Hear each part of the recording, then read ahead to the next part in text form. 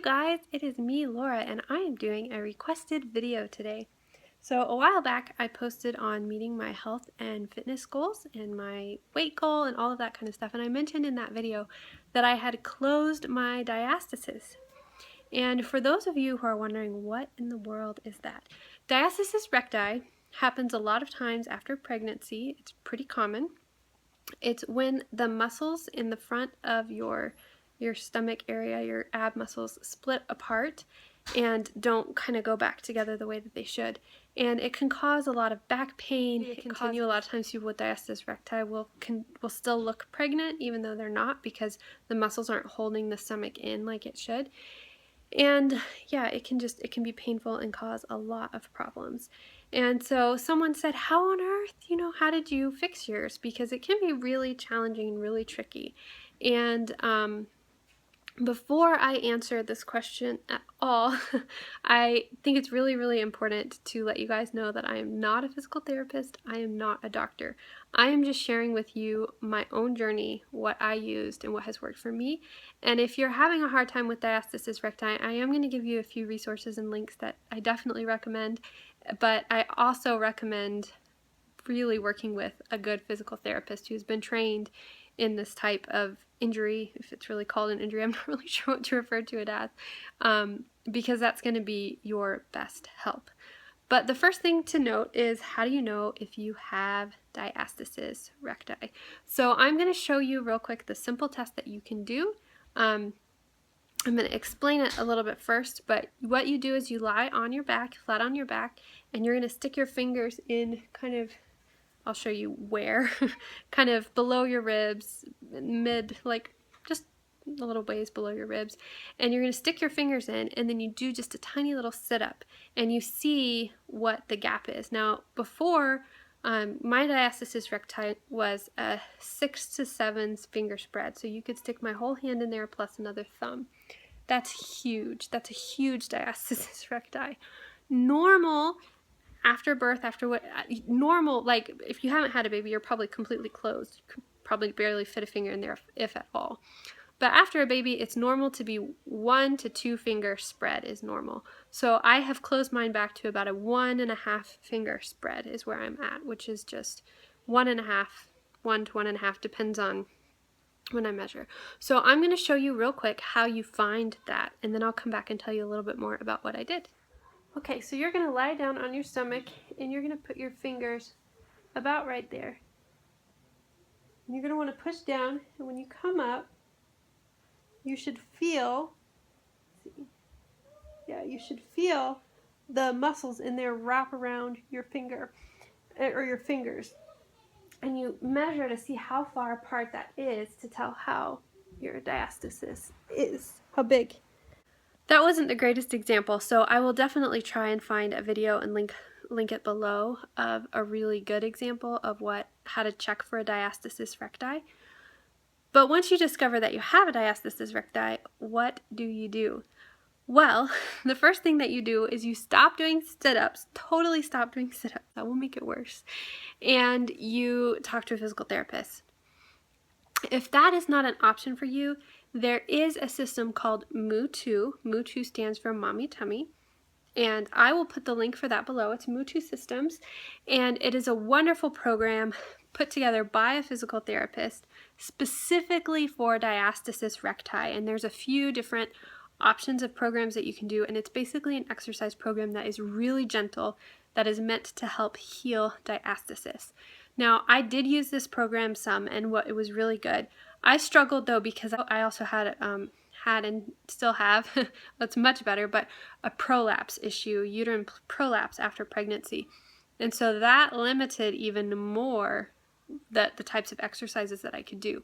But the big thing that you want to remember when you have a diastasis, that the physical therapist told me, and I'm pretty sure this was for my diastasis, not my prolapse, is that the key is that you do not do exercises that require you to have, even if you're lying on your back, that require you to have both feet up. So if you're lying on your back, you need to have at least 1 foot on the floor all the time.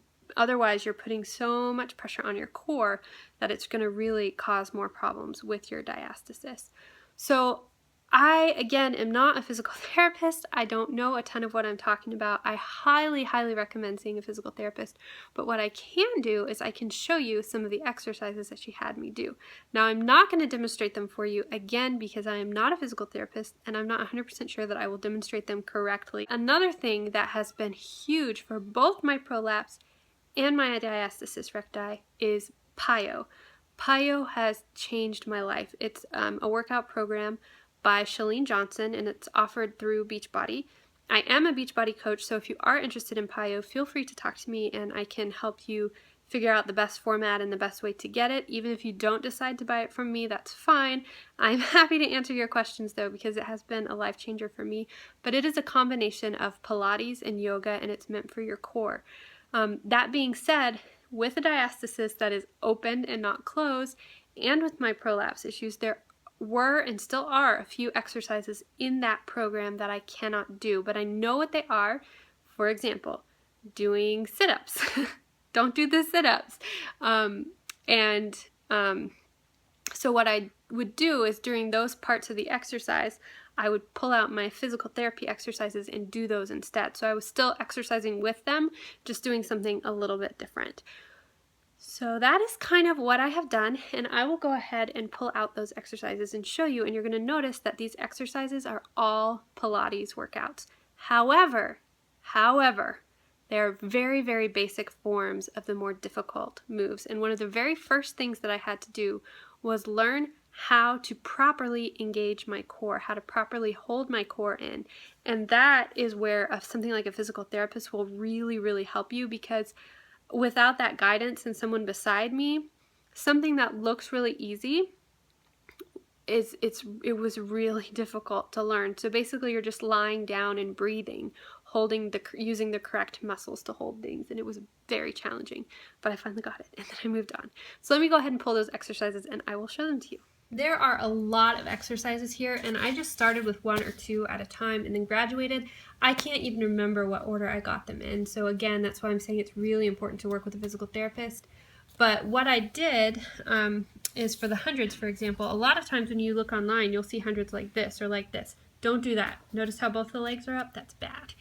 So she had me start with doing the hundreds like this, where I was really just focusing on breathing and engaging my core, and then I would lift 1 foot up at a time, and that was all that I would do. And I got to the point where I added weight to my arms, but as far as legs went, like I wasn't doing that any more difficult or challenging. The shoulder bridge is another good one. Again, we're doing level 1 and then building up to level 2, and this I can do level 3 now. Like this one I'm doing really great.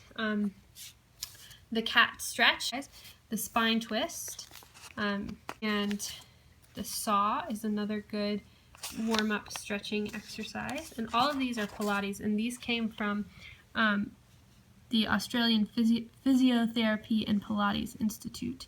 The APPI is where all of this this information came from. And then this is the hip twist, which I just worked on level 1, and the key here was to stay flat. I have notes here that she wrote and that I wrote, and again, that's why a physical therapist is so good, because she knows what you're doing wrong. But this was a swimming. I just did level 1 and level 2. Not level, I don't think level 4 she wanted me to do, but just kind of focused on these to build the core in a very, very mild way.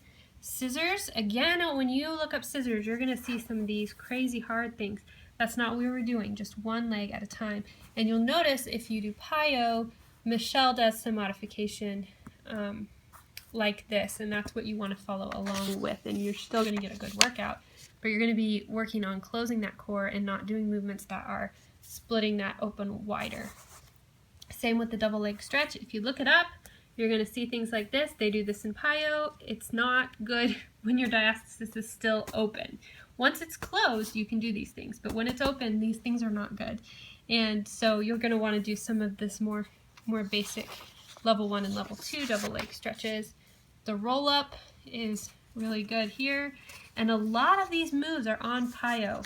A lot of them are, and so for me, having these modifications really helped, because I could do what I needed to make sure I wasn't causing more harm. This is the 1 leg stretch. Again, You're not going to want to do level 5, really level 3 down, but all these levels that keep one leg on the ground. Have the side kick and the breaststroke, the clam, and lower end lift. And another thing that is really good is to do planks. And one thing about planks is if they're hard, you can start doing planks on the wall and then do them on your elbows and then build up to doing a full plank, but that's another way to really help build your core. That is pretty much what I have done to close my diastasis. Now, a lot of these very same things, like I said, I'm not 100% sure which of those specifically focus on diastasis and which of those specifically focus on prolapse, because I've been working on both of those issues simultaneously. But my prolapse has gotten so much better, and my diastasis is totally, I mean, it's 1.5 to 1 finger. Like, that's totally close from the perspective that it goes. So that's really good. That's way better than I expected. And for me, I think my diastasis is just taken care of. Now for my prolapse, I will be doing Pilates, PiYo, or yoga or something, probably PiYo, because it has been so effective for me, probably every day for the rest of my life to maintain the strength that I have gained. So that is what I've done. Please let me know if you have any questions below. I'll leave all the links below. And like I said, I am not a physical therapist. I am not a doctor. This is just sharing with you what I have done on my journey. And if this is something that you've struggled with and you're looking for support or encouragement or more ideas for where to turn, definitely feel free to reach out to me. And know that healing can happen. It can get there, but it will take some hard work.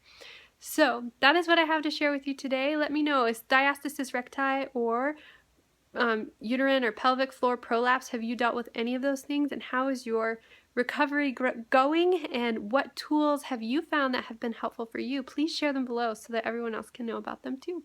And I hope that you guys have a great day, and I'll talk to you later. Bye.